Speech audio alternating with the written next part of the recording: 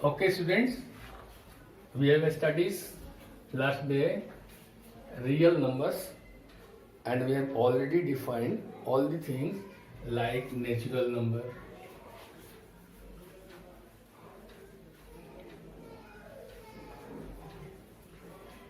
whole number,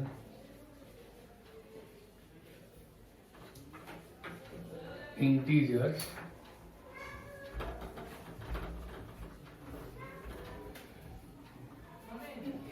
and rational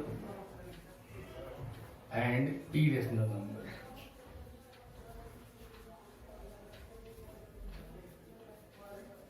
I have already told you all types of numbers on a flow chart, like real numbers, collection of all the rationals and irrational numbers, rational and irrational numbers, irrational numbers is called real numbers. Is called real number. But we have told in this way that with decimal and without decimal. But I am going to clear it more, that rational numbers. First of all, we have already studied last day what is rational number. But I am doing more clear than that. Rational number, this rational word is made from a ratio plus null. तो इसका तो कोई खास meaning है नहीं बन रहा है, बट ये जो रेशियो आप देख रहे हो, रेशियो का मतलब होता है numerator upon denominator, numerator upon denominator, that is the number which is in the form of p upon q. So rational number is a number which can be represented in the form of p and q, where p and q are integers. p and q are integers. आ रही बात समझ में? And q is not equal to 0. अब एक बात मैं बताना चाहूंगा कि अगर कोई नंबर p अपॉन q के फॉर्म में लिखा हुआ है, ठीक है, तो इसका मतलब कि न्यूमरेटर को डिनोमिनेटर से डिवाइड करना है. तो जब आप न्यूमरेटर को डिनोमिनेटर से डिवाइड करोगे तो क्या मिलेगा? कुछ तो रिजल्ट मिलेगा. Rational number means p upon q, that is numerator upon denominator. Whenever any numerator is divided by denominator, then you will get quotient. When numerator is divided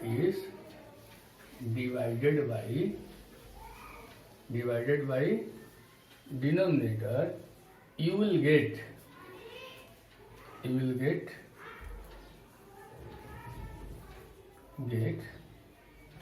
a quotient.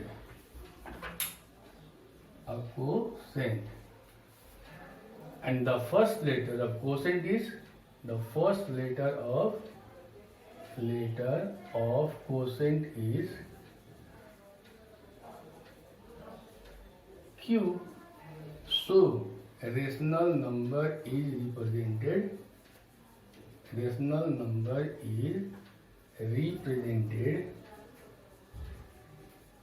by the symbol q. Now, अब हमें ये देखना है कि ये rational number कितने तरह का होता है. तो ये रेशनल नंबर दो तरह का होता है. कौन कौन होता है? On the basis of decimal representation, we can divide it into two parts. One is terminating decimal,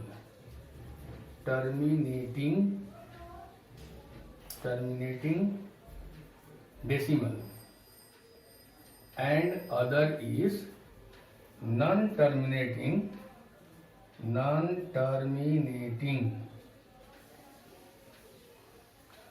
and repeating. अब आपके दिमाग में ये बात आएगी कि नॉन टर्मिनेटिंग रिपीटिंग तो आप बोल दिए, तो क्या नॉन टर्मिनेटिंग नॉन रिपीटिंग भी होता है?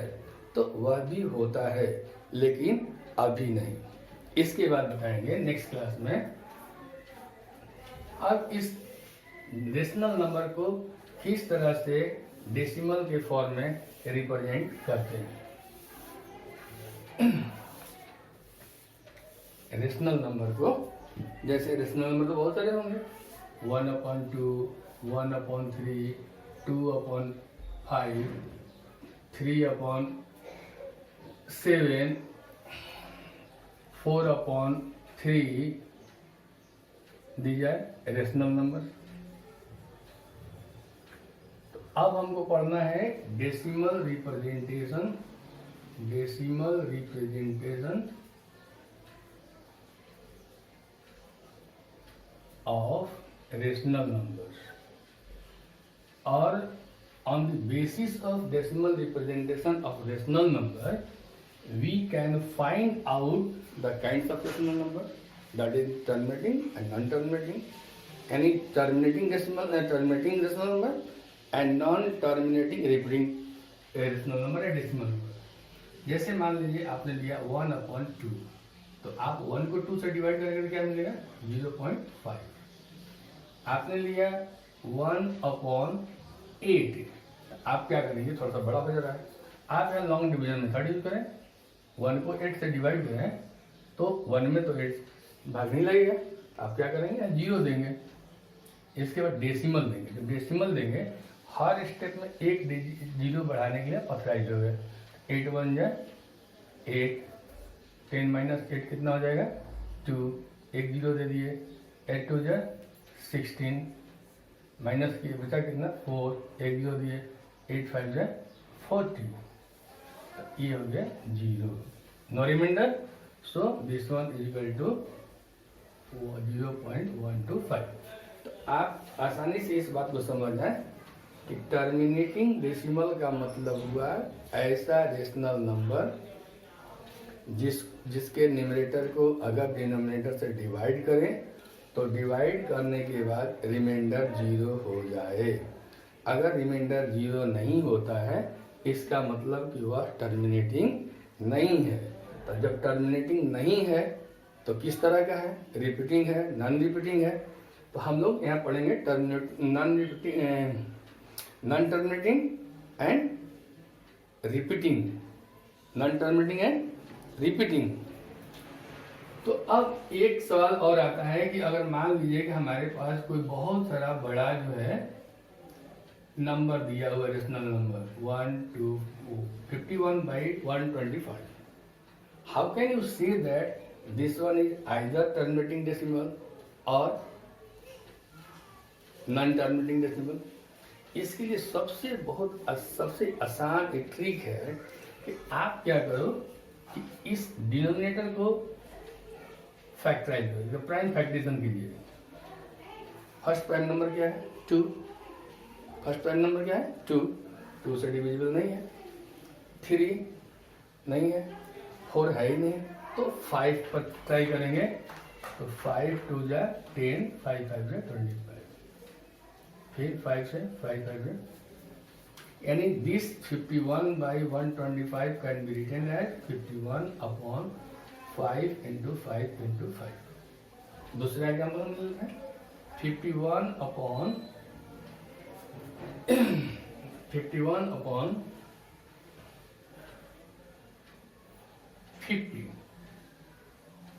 क्या ये टर्मिनेटिंग डेसिमल है? ये भी मुझे समझ नहीं आ रहा है। मैं क्या करूंगा, यहाँ 51 लिखा, 50 का प्राइम फैक्टराइजेशन किया, 2 से कैंसिल हो गया 25, 2 से कैंसिल हो गया, फिर 2 से कैंसिल होगा 5 से होगा 5 हो गया 25। तो this can be written as 2 × 5 × 5। My dear students, ये बात ध्यान में रखना है कि कोई कितना भी बड़ा से बड़ा रेशनल नंबर क्यों न दिया हो, आप उस रेशनल नंबर के डिनोमिनेटर का प्राइम फैक्टराइजेशन करके आसानी से जान लेंगे कि यह टर्मिनेटिंग है या टर्मिनेटिंग नहीं है। अगर ये किसी भी रेशनल नंबर के डिनोमिनेटर का factor 5 to the power n हो। यहाँ पर क्या है 51 upon 5 to the power n की जगह 3 ठीक है, 2 का पावर 1 इंटू 5 का पावर 2। अगर कोई भी रेशनल नंबर अगर इस रेशनल नंबर का डिनोमिनेटर अगर इस फॉर्म में हो 2 to the power n into 5 to the power n या only 2 to the power n या only 5 to the power n, तब वह टर्मिनेटिंग डेसिमल होगा। ये तो बात क्लियर हो गई।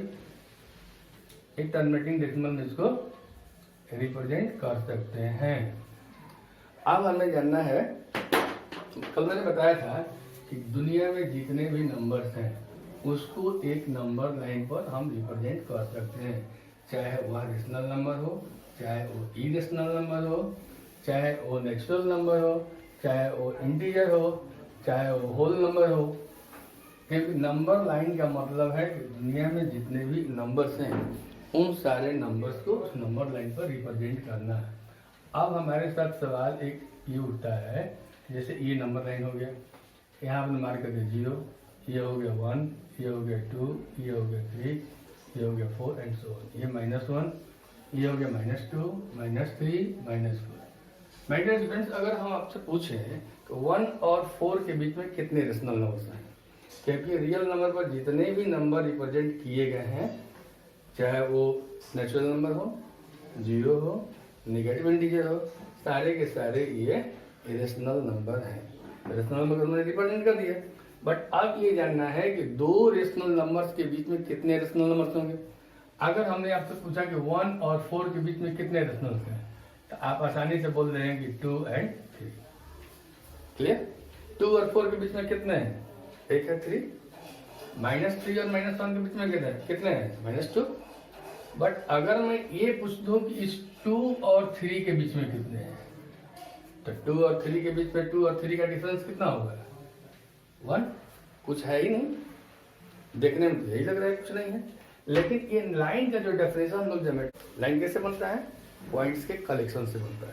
तो इस 2 और 3 पॉइंट के बीच में अगर मैं पूछूं कि कितने पॉइंट्स हैं, तो आप गिनते गिनते थक जाओगे, बट पॉइंट्स का काउंटिंग नहीं कर सकते हैं।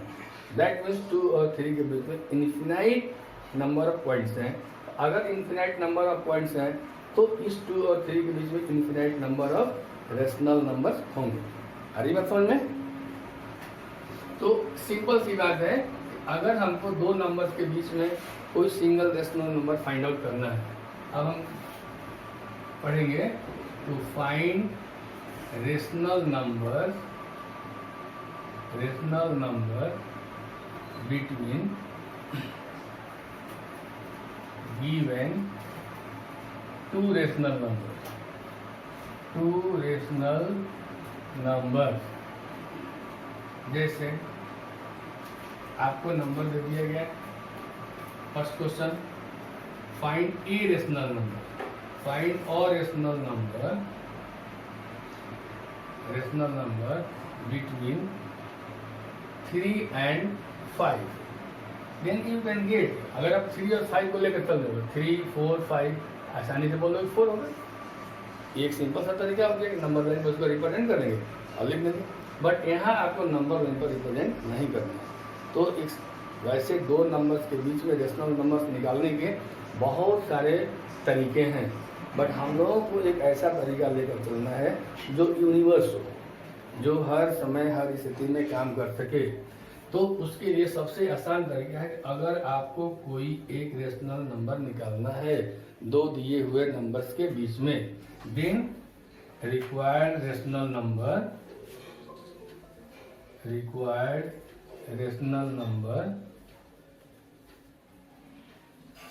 Equal to 3 + 5/2, that is 8/2, that is 4। बात वही हुई, आंसर हुआ। अब रही बात कि अगर हमको एक से अधिक निकालना हो, उस केस में क्या करेंगे? उस केस में ये फॉर्मूला आपका काम नहीं आएगा लेकिन कॉम्प्लिकेटेड होगा। दूसरा हम लिख रहे हैं find 3 rational numbers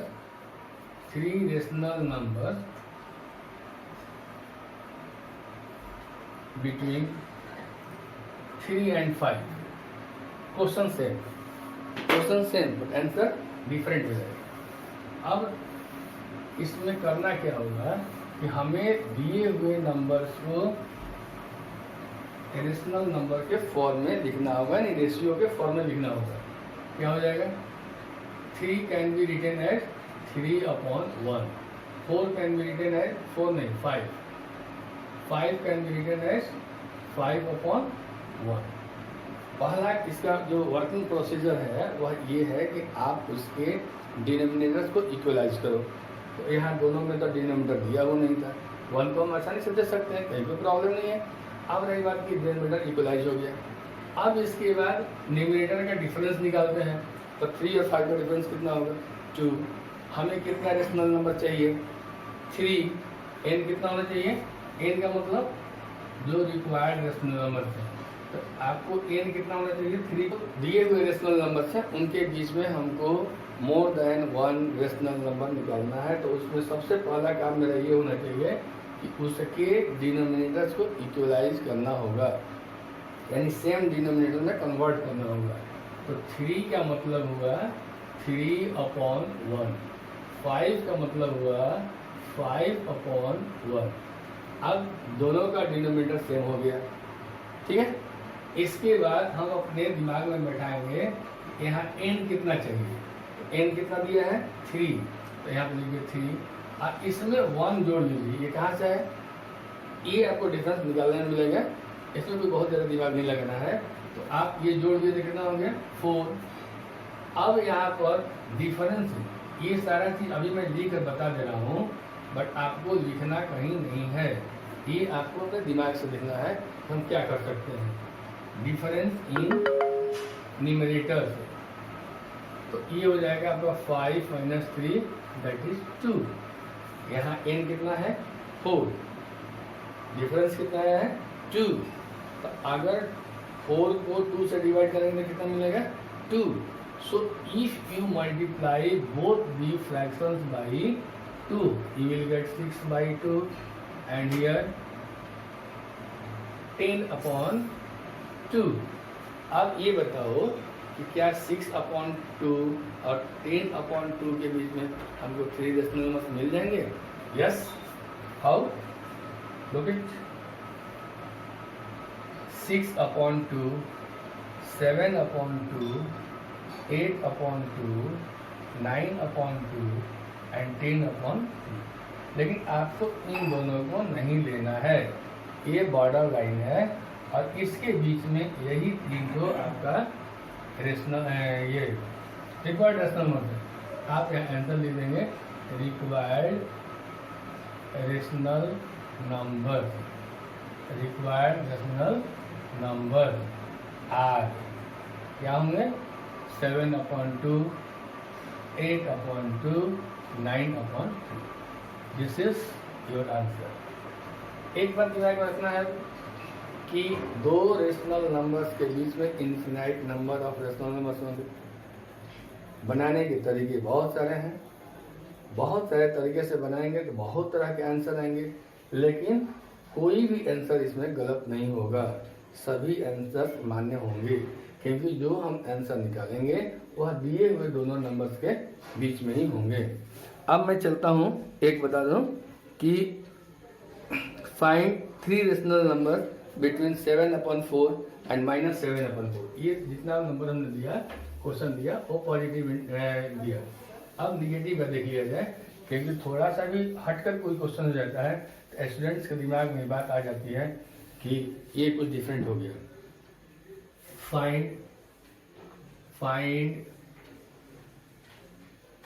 3 rational numbers in देने की जरूरत भी नहीं है, बिटवीन के लिए BW लिख रहे हैं, between 7/4 and -7/4। Dear students, here 2 numbers are given, 1a। इसमें छोटा कौन है बड़ा कौन है ये थोड़ा दिमाग में रख लेंगे। तो इसमें छोटा जब भी होगा निगेटिव वाला होगा -7/4 एंड b इक्वल टू +7/4। आप a और b का डिफरेंस निकालो, b माइनस a, तो b माइनस a नहीं, डिफरेंस इन न्यूमरेटर। क्यों डिफरेंस इन न्यूमरेटर डायरेक्ट हम आएंगे, क्योंकि दोनों का डिनोमिनेटर सेम है। डिफरेंस इन न्यूमरेटर, मैंने बताया कि पहला काम यही होना चाहिए कि आप डिनोमिनेटर्स को इक्वलाइज कर लो। अगर आपके क्वेश्चन में ऑलरेडी डिनोमिनेटर इक्वलाइज्ड है तो आपको करने की जरूरत नहीं है, सीधे आप न्यूमरेटर का डिफरेंस निकालेंगे। तो न्यूमरेटर का डिफरेंस में क्या हो जाएगा, 7 minus 7, that is 7 + 7, that is 14। बताइए कितने आप लकी हैं। आपको कितने रेशनल नंबर निकालने थे, 3। आपको डिफरेंस कितना मिलता है, 14, यानी 14 का मतलब एक लास्ट वाला उसमें आ गया, तो आप 13 रेशनल नंबर ऑलरेडी लिख सकते हैं। अब आप इसमें से इसके बीच में जितना भी चाहें, तो -7/4, इसके बाद कौन आएगा, -6/4, -5/4, -4/4,